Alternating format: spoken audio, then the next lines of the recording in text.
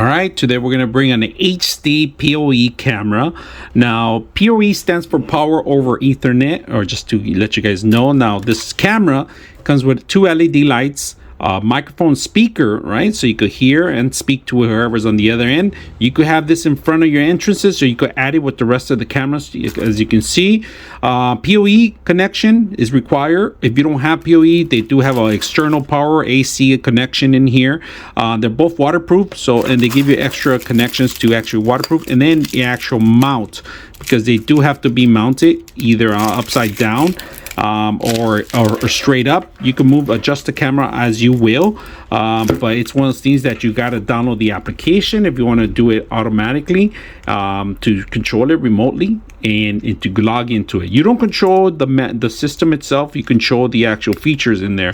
You could download the actual video, you could do live video casting, you could see what's going on, you could speak to the other end with the application or through the actual system. Now, they do give you a sticker warning, surveillance camera, just to letting people know that how to connect, that there is a camera visualization, and also all the screws are included. All right, to remove the rim, it's counterclockwise, right? You got to remove it. All right, if you guys can see that. So you get to drill these holes in here on the top of it. If you guys can see that, remove the holes. All right, you're gonna drill up. Everything has to be up, and then once you drill them, you could do either or, right? It could be backwards or forward, however you want.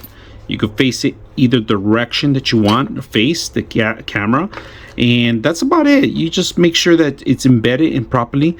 Once you set that up, you should have a problem. So we are going to put this on in our actual garage, and we're going to take a look at it in the morning.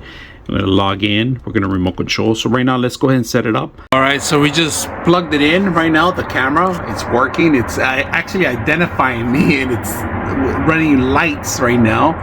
We're going to adjust it. We're going to cover it up. If you guys can see, the lights came on, but as soon as you move in front of it, it starts blinking in.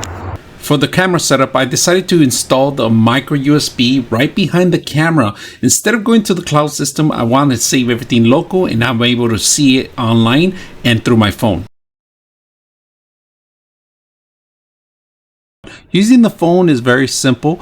There's a recording feature, there's a two-way audio, and there's a picture taking. Now, you could even forward some of the video forward to yourself. Now, here I see myself coming out. It's in the night, and the night vision mode is pretty good. Now, there is some sensors that turn on and sensitivity that you could require to set up before you want to set up. Make sure that there's movement and it could be tracked. So very easy to use the application. And this is an interface that I'm using. It's actually going through the internet and actually through a browser, if you guys can see. So let me dismiss this and let's go ahead and log in. The only reason I set up the camera here is because I get a ton of Amazon boxes, and I just don't want to make sure that I want to capture whoever's going to, walk in there and get them.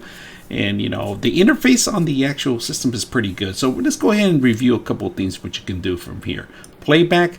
The playback, you're not going to be able to do any playback until you pay the actual commissions, all right, for the cloud systems. Alarm systems, configurations, you got all these things you can change here.